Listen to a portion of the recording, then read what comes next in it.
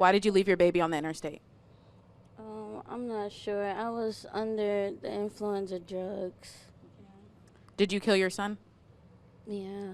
It was in this area off of Interstate 10 in between Jeff Davis and Calcasieu parishes where police were searching for Ella Goody. And now there has been some advancements in the case. Now, I just got done speaking with Deputy Kirkham and another one of the investigators about this case, and we officially have a suspect. They have been around the parking lot right now. They are on the back end right now taking some pictures and collecting some video, but 24 hours of being without water. Residents at Southern Point Mobile Home Park are finally able to turn on their faucets again.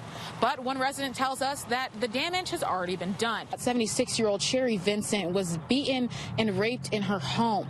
She later died from her injuries. Here, there are so many people just walking around and sitting on the side of the marina, but we are now joined with Captain Ron Johnson. Captain Johnson, can you tell us a little bit about what's going on today?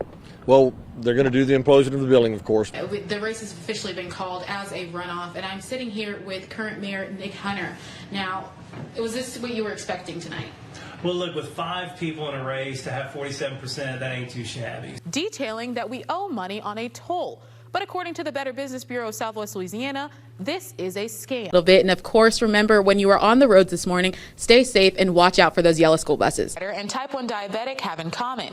They're all runners that are going to be representing Southwest Louisiana on Monday, April 21st in the Boston Marathon. Kind of expected Louisiana to go the way that it did. So, just to see that came back again, how are you guys feeling about that? Here joined with the founder of Abraham's Tent, Miss Pearl. Now, Miss Pearl, how are things looking already in this, quick little half hour we have gone through? Mayor Mike Harris is here in the dunk tank getting ready, and the crowd, if y'all could only see the amount of people ready to dunk him. How excited are you for this today? I don't know how to feel for the first time. I'm happy. I'm concerned, but my feet feel wet and my body I'm just ready to get it over with. For these people, this is for you, DeRitter. Yeah, this is for DeRitter. So we have some contestants getting ready to throw some balls, and I'm going to get out of the way because I don't want to get wet. The boy's mother, Aaliyah Jack, was arrested in Mississippi and now faces charges of second-degree murder, failure to report a missing child, and cruelty. Jack was brought back to Calcasieu Parish today. That's when our cameras caught up with her. Aaliyah, what happened to your children that day? I had did that to them. Why did you leave your baby on the interstate? I'm not sure. I was under the influence of drugs. Did you kill your son? Yeah. The 25-year-old mother admitted to leaving her baby and killing her oldest child, claiming that she was under the influence at the time of the crimes. In unsafe conditions. That's what one employee alleges is happening at Holly Hill House. Images were posted to sound the alarm. The residents and employees are just basically left to suffer. Some of those complaints are echoed in the June inspection of the facility. It was observed that, quote, the facility failed to protect the residents' rights to be free from neglect. This after it was revealed Holly Hill did not have the appropriate incontinent briefs for residents. These supplies that we needed, we were without diapers. We were told by Michael to get creative when we told him that we didn't have diapers. The report states that employees were seen putting together several pair of briefs because they were out of the correct size. The same report details the lack of washcloths and towels for residents. Another finding in the June inspection outlines a delay in care for a patient with a fractured leg. It shows that the x-ray was ordered for the resident, but it was not done until 4 days later. Oh, gosh. They've been there over 10 times in a year. Previous inspections show deficiency in securing residents' personal funds, allegations of physical and sexual abuse, and noted a lapse in patient care.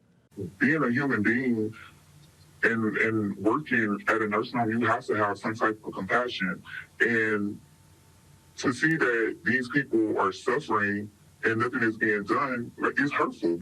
In 1972, Carlton and Lorene Delino moved to Holly Beach. With their 2 small kids and an 8x15 trailer in tow, they began commercial fishing. Early morning, and we kind of shrimp all night and get up the next morning, what about 2 hours, 3 hours of sleep, and we'd go. From sunup to sundown, the Delinos worked and were able to start the Holly Beach Seafood Market, catching their own crabs, shrimp, and even gators. Everything was looking up for the family until 2005, when Hurricane Rita came and completely wiped out their shop. We got wiped out over there big time. We lost it all. So we moved up here. I just got through building a house in April of 2005. But they didn't let that stop them. That's the way the Cajuns are. They go back to work. They packed up what was left of their belongings and moved the shop to Carlos, where they rebuilt the market. Later down the line, their 2 kids moved back home and joined mom and dad at the market. So they spent a long time on their own having to do that. And when we come back, part of the draw was our kids were getting older. We wanted our kids to experience some of this. And we were the deckhands, right? He would sleep in the boat at 3 and I would help to drive at 5. And then we just were their workers until we got old enough to go into school. And then, you know, that's all we knew was growing up, helping our family. The Delinos say none of this could have been possible without the support of their customers, or as they like to call them, family. We couldn't have done it. It meant a lot to them. They're faithful customers, too, and that's what's great about them. So 52 years, 4 hurricanes, 2 shops, and 4 generations later, the Delinos are ready to hang up their fishing poles and their boots.